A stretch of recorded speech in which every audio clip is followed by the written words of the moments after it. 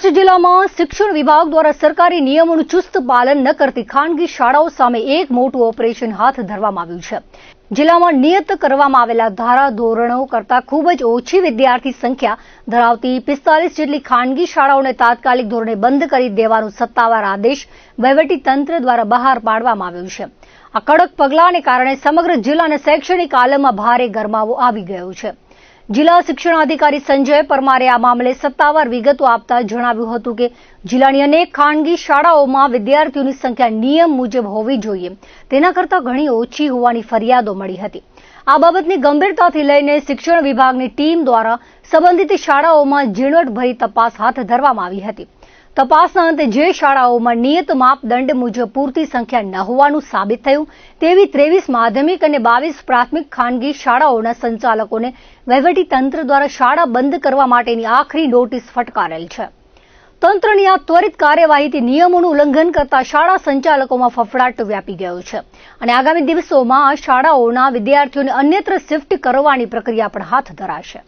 ખાસ કરીને આપણે પ્રાથમિક વિભાગ અને માધ્યમિક ઉચ્ચતર માધ્યમિકના અંદર કુલ 45 જેટલી શાળાઓ એવી ધ્યાને આવી કે જેના અંદર ક્યાંક 0 સંખ્યા છે અને ક્યાંક 15 થી ઓછી સંખ્યા છે। ખૂબ લગભગ 2-3 વર્ષથી અમુક શાળાઓ બિલકુલ બંધ હાલતના અંદર હતી અને એ છતાં પણ એ શાળાઓ ચાલુ હતી। એ ધ્યાનમાં આવતા આ તમામ શાળાઓના એના ટ્રસ્ટી, એના પ્રિન્સિપાલ સહિતના તમામ એને અમે અહીં રૂબરૂ નોટિસ આપેલી છે। એના રૂબરૂ સુનાવણી માટેની એક વખત અમે તક આપીશું અને લેખિતના અંદર એનો ખુલાસો મેળવીશું કે ભાઈ આ કયા કારણોસર તમે આવી શાળાઓ ચાલુ રાખી છે અને જો સમય મર્યાદાના અંદર અમે 15 દિવસનો સમયગાળો આપ્યો છે।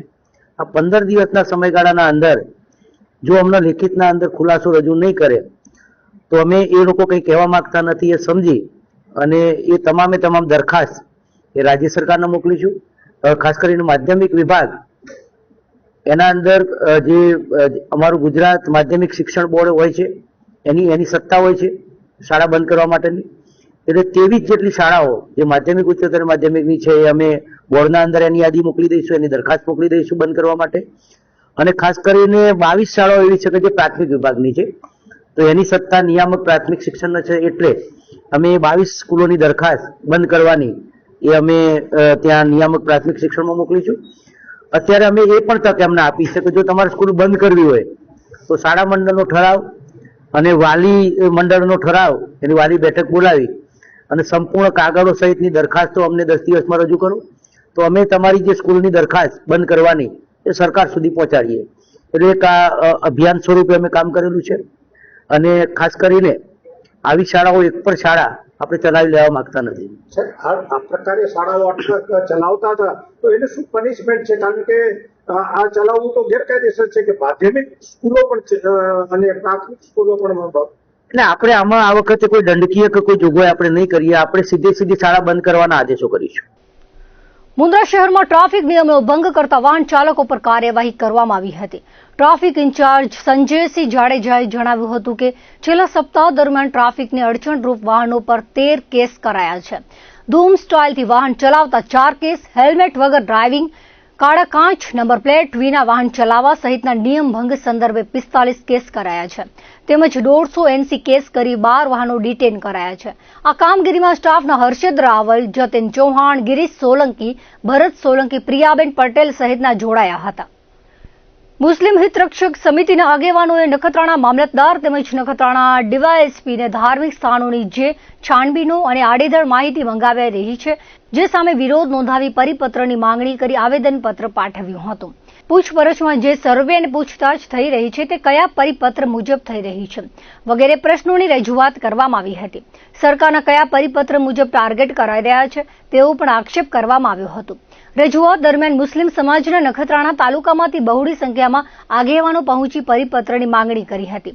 પરિપત્ર વિના મુસ્લિમ સમાજના મસ્જિદની મદ્રેસામાં પહોંચી મૌલાના પાસેથી મંગાતી માહિતી કયા કારણોસર મંગાઈ રહી છે તેવા આક્ષેપો ઉઠ્યા હતા। નખત્રાણા મુસ્લિમ સમાજ દ્વારા રજૂઆત કરવા આવ્યા હતા મામલતદાર સાહેબને અને ડીવાયએસપી સાહેબને। અમારી મુખ્યત્વે રજૂઆત એ છે કે હાલે જે પોલીસ દ્વારા જે ગામોગામ જઈ અને મુસ્લિમ સમાજના જે મુસલ્લીઓ છે, ઇમામો છે એનું પૂછપરછ કરી અને સર્વે કરી રહ્યા છે। હવે પૂછપરછ કરી રહ્યા છે, સર્વે કરી રહ્યા છે, એમને કોઈ પણ જાતની તકલીફ નથી. એ એક વાત ક્લિયર છે. પણ તમે જે સર્વે કરી રહ્યા છો એ કયા પરિપત્ર મુજબ કરી રહ્યા છો તો એટલો તો જાણવાનો અમને હક અધિકાર છે ને. અચ્છા, બીજી વસ્તુ એ અમે સાચા છીએ, તમામ માહિતીઓ અમે આપશું, પણ તમે કાગળ લઈને આવજો. અને અમે આપ્યા પણ છે. અને આપ્યા પછી જો 8 દિવસે ફરી પાછો તમે એ જ માહિતી લેવા આવતા હો તો શું મતલબ?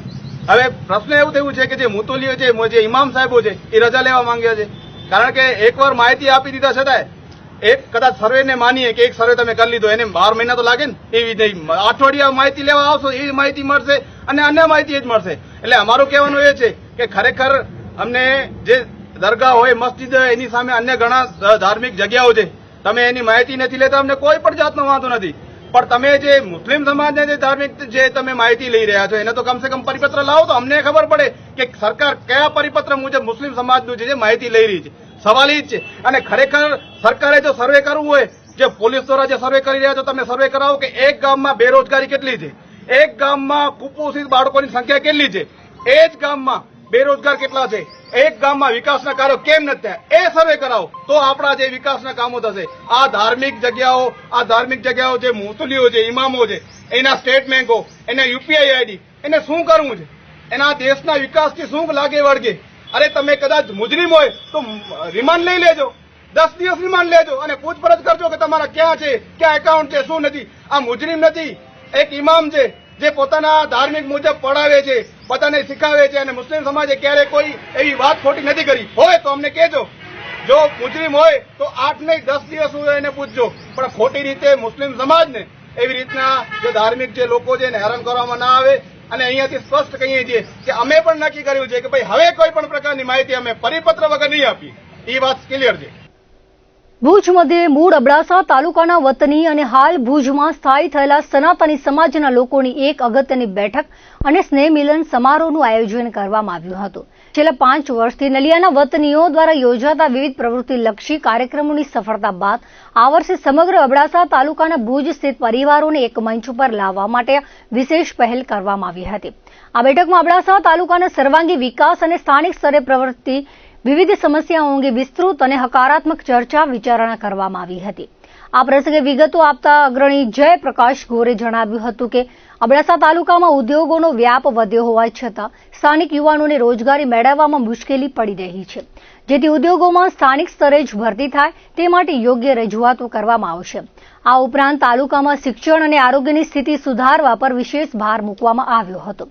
નલિયા ખાતે કોલેજ મંજૂર થઈ હોવા છતાં પૂરતો સ્ટાફ અને પોતાના મકાનનો અભાવ છે, તેમજ ગ્રામ્ય વિસ્તારોના પ્રાથમિક આરોગ્ય કેન્દ્રોમાં ડોક્ટરો અને પેરામેડિકલ સ્ટાફની ભારે અછત પ્રવર્તી રહી છે.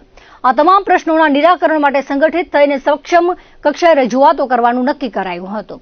તેમજ વિવિધ કંપનીઓના વીજ પોલ કે અન્ય કામગીરીમાં ખેડૂતોની જમીન સંપાદન વખતે તેમને કોઈ અન્યાય કે મુશ્કેલી ન નડે તે માટે પણ આ સંગઠન સતત કાર્યરત રહે તેવો નિર્ણય લેવાયો હતો.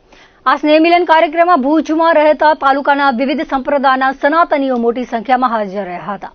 તાજેતરમાં અમે નલિયાવાસી અને ભુજતા જે રહીએ છીએ તેનો છેલ્લા 5 વર્ષથી અમે લોકો સાથે રહી અને વર્ષમાં 3 વખત એક કાર્યક્રમ કરતા હોઈએ છીએ.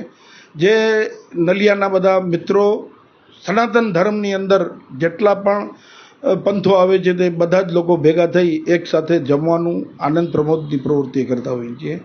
છેલ્લા ઘણા સમયથી એવો વિચાર આવતો હતો કે નલિયાવાળા તો ભેગા થઈએ છીએ, આપણે અબડાસાનું પણ આવું એક ક્લે મેલન કરીએ અને આને મૂર્તિમંત કરવા માટે અમારા અજયભાઈ, મુકેશભાઈ, રશ્મિકાંતભાઈ, જયંતિભાઈ, રમેશભાઈ ડાભી અને આખા તાલુકાના લોકો ભેગા થયા. 2 વખત મિટિંગ થઈ અને આ મિટિંગમાં જોરદાર થયો અને મૂળ અબડાસાના અને હાલે ભુજ રહેતા સનાતનીઓની એક બેઠકનું આયોજન કરવામાં આવ્યું.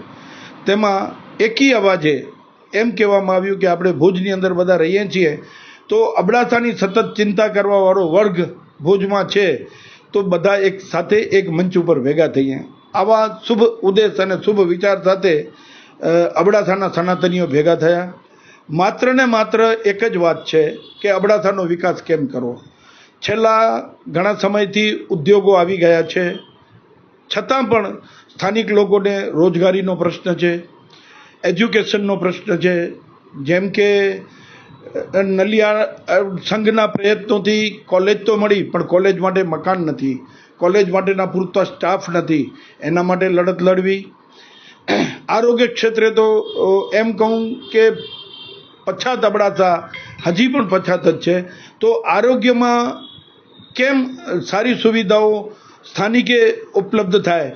મોટા સેન્ટરોમાં PHCO છે, પરંતુ તેમાં ડૉક્ટરોની ઘટ છે, કોઈક પેરામેડિકલ સ્ટાફની ઘટ છે, અથવા આવા બધી છે. તો આ ગ્રુપ દરેક જગ્યાએ રજૂઆત કરી યોગ્ય રીતે અબડાસાની અંદર શૈક્ષણિક સ્ટાફ, મેડિકલ સ્ટાફ કે ઉદ્યોગોમાં સ્થાનિક ભરતી થાય તેના માટેના પ્રયાસો કરશે. યોગ્ય લોકોની જમીનો કે આવું જે ઉદ્યોગોમાં કે વીજ પોલમાં કે જાય છે તો ખેડૂતોને પણ કોઈ મુશ્કેલી ન થાય તેના માટે પણ પ્રયત્નો કરશે. અને સૌથી વિશેષ તો એમ કહેવાય છે કે સંઘે શક્તિ કલિયુગે, આ કળિયુગમાં જો સંગઠિત થશું તો જ કામો થશે.